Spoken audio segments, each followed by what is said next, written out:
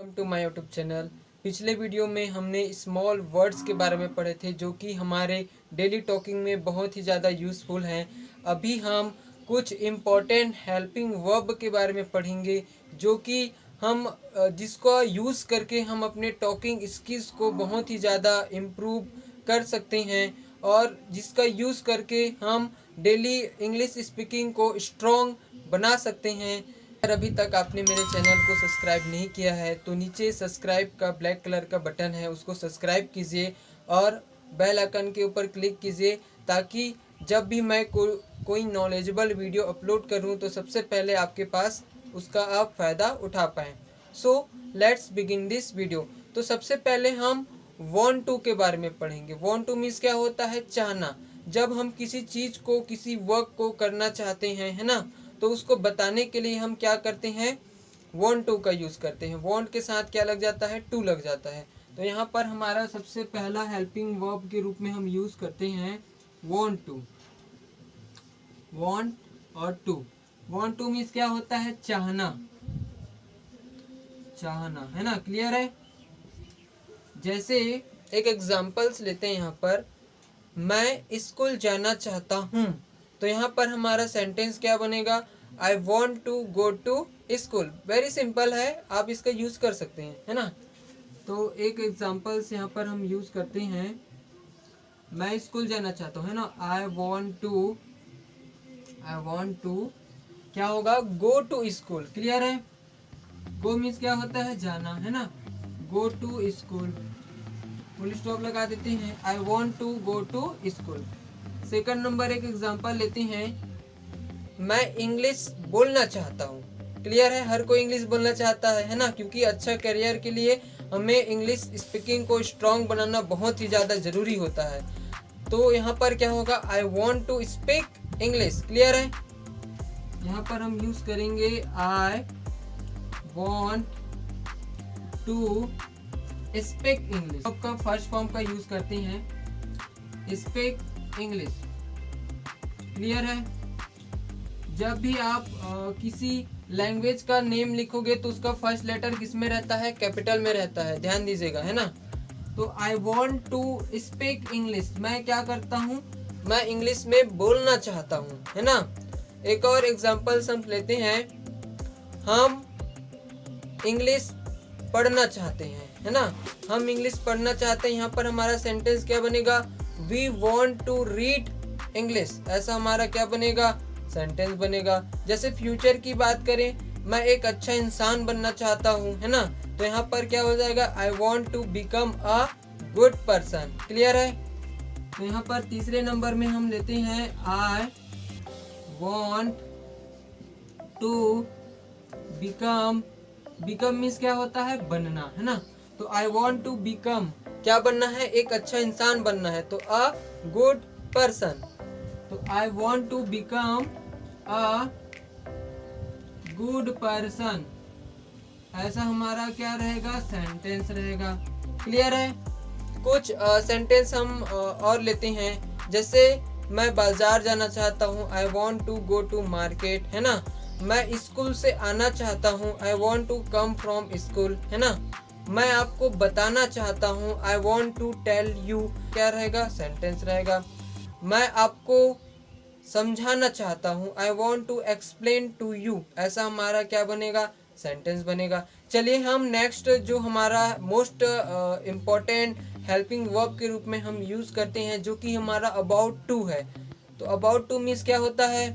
वाला हूँ, वाली हूँ, वाले हूँ, जिसके सेंटेंस में हम यूज़ करते हैं। जैसे मैं पढ़ने वाला हूँ, आई अबाउट टू रीड, है ना। मैं स्कूल जाने वाला हूँ, I about to go to school, है ना। तो यहाँ पर हम अबाउट टू का यूज़ करते हैं, जो कि सेंटेंस के लास्ट में वाला हूँ, वाली हूँ, वाले हैं करके हम क्या करते हैं? यूज़ करते हैं। जैसे एक एग्जांपल्स लेते हैं यहाँ पर, अभी हम इंग्लिश बोलने वाले हैं, है ना। तो यहाँ पर हमारा सेंटेंस क्या बनेगा? Just we about to speak English, है ना। तो यहाँ पर हमारा एग्जांपल्स बनता है, सबसे फर्स्ट एग्जांपल, जस्ट वी, अभी हम, है ना, just we about to, about के साथ क्या लग जाता है, टू लग जाता है। तो जस्ट बी अबाउट टू क्या, स्पीक इंग्लिश, है ना। तो यहाँ पर हम लिखते हैं स्पीक और इंग्लिश। क्लियर है। तो यहाँ पर just be about to speak English, है ना। अभी हम क्या करने वाले हैं, इंग्लिश में क्या करने वाले हैं, बोलने वाले हैं। क्लियर है। एक और एग्जांपल लेते हैं। हम पिकनिक में जाने वाले हैं, है ना। तो यहाँ पर हमारा सेंटेंस क्या बनेगा, we about to go to in picnic, ऐसा हमारा क्या बनेगा, सेंटेंस बनेगा। एक और एग्जांपल लेते हैं। मैं आपको पढ़ाने वाला हूँ, तो यहाँ पर हमारा सेंटेंस क्या बनेगा, I about to teach to you, ऐसा हमारा क्या बनेगा, सेंटेंस बनेगा। इसको हम लिखते हैं आई अबाउट टू टीच, है ना, टीच टू यू। क्लियर है। I about to teach to you, मैं आपको क्या करने वाला हूँ, पढ़ाने वाला हूँ। एक और एग्जांपल देखते हैं। मैं पानी पीने वाला हूँ, है ना।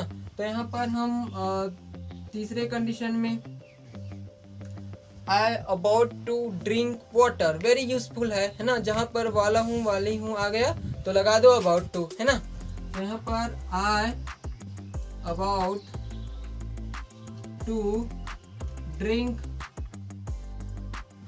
वाटर, है ना। क्लियर है। एक और एग्जांपल लेते हैं।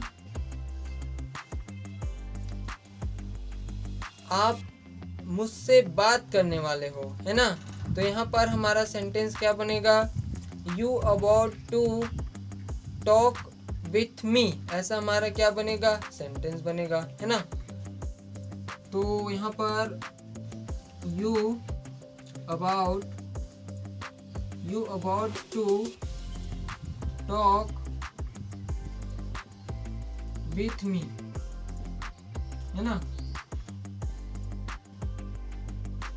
तो यहाँ पर हमारा सेंटेंस क्या बनेगा, आप मुझसे, है ना, बात करने वाले हो, है ना, ऐसा हमारा क्या बनेगा, सेंटेंस बनेगा। वेरी यूजफुल सेंटेंस है। अब हम नेक्स्ट हमारा जो हेल्पिंग वर्ब के रूप में हम यूज करते हैं बिगन टू, है ना, जो कि बहुत ही ज्यादा यूजफुल है। तीसरे नंबर का हमारा हेल्पिंग वर्ब के रूप में हम यूज करते हैं बिगन टू, है ना, जिसका मीन क्या होता है, लगा हूँ, है ना, या शुरू किए हैं। मीन्स कोई वर्क को, कोई एक्शन को जब हम शुरू किए रहते हैं उसको बताने के लिए हम बिगन टू का क्या करते हैं, यूज करते हैं। जैसे मैं पढ़ने लगा, है ना, तो मैं पढ़ने लगा यहाँ पर हम यूज करेंगे आई बिगन टू रीड, है ना। मैं बुक पढ़ने लगा, I began to read the book, है ना। तो इसको हम लिखते हैं फर्स्ट नंबर में, है ना, आई began to read the book, है ना, read the book। तो यहाँ पर हमारा सेंटेंस कैसे बना है, began to को जैसे के तैसे लिख दिए और वर्ब का फर्स्ट फॉर्म और ऑब्जेक्ट है। तो यहाँ पर सबसे पहले सब्जेक्ट का यूज किए हैं और यहाँ पर began to का हम यहाँ पर यूज कर दिए हैं, began to हो गया। और यहाँ पर वर्ब का फर्स्ट फॉर्म रीड हो गया और ऑब्जेक्ट के रूप में द बुक हो गया। ऐसा हमारा क्या बना है, स्ट्रक्चर बना है। वेरी इजी सा स्ट्रक्चर है, ज़्यादा कुछ नहीं है, है ना। बिगन टू लगा दो और सब्जेक्ट लगा दो और ऑब्जेक्ट लगा दो, हमारा बन गया सेंटेंस, है ना। जैसे एक और सेंटेंस लेते हैं। हम इंग्लिश बोलने लगे, है ना। तो यहाँ पर हमारा सेंटेंस क्या बनेगा, we begin to speak English, है ना। तो यहाँ पर we began to speak English, we began to speak English, है ना। ऐसा हमारा क्या बनेगा, सेंटेंस बनेगा। क्लियर है। हम इंग्लिश बोलने लगे, ऐसा हमारा क्या बनेगा, sentence, we began to speak English. Next example हम देखते हैं। आप जैसे एक और एग्जांपल लेते हैं, आप चलने लगे है ना, तो यू बिगन टू वॉक हो जाएगा, है ना। आप हंसने लगे, है ना, तो यू बिगन टू लाफ हो जाएगा, है ना। आप मेरे बारे में सोचने लगे, है ना, तो you begin to think about me, ऐसा हमारा क्या बन जाएगा, सेंटेंस। आप मेरा वीडियो देखने लगे, तो you begin to watch my video. For example लेते हैं, आप मेरे साथ चलने लगे, तो यहाँ पर हमारा सेंटेंस क्या बनेगा, you begin to walk with me, ऐसा हमारा क्या बनेगा, सेंटेंस। तो इसको हम यूज करते हैं, यू बिगन टू क्या होगा, walk with me, walk with me, with me मतलब मेरे साथ, तो you begin to walk with me, आप मेरे साथ चलने लगे, ऐसा हमारा क्या बनेगा, सेंटेंस बनेगा। आप लिखने लगे, यू बिगन टू राइट, आप दौड़ने लगे, यू बिगन टू रन, आप सोचने लगे, यू बिगन टू थिंक, आप बोलने लगे, यू बिगन टू स्पीक, आप सुनने लगे, यू बिगन टू लिसन। ऐसा हम क्या करेंगे, यूज करेंगे।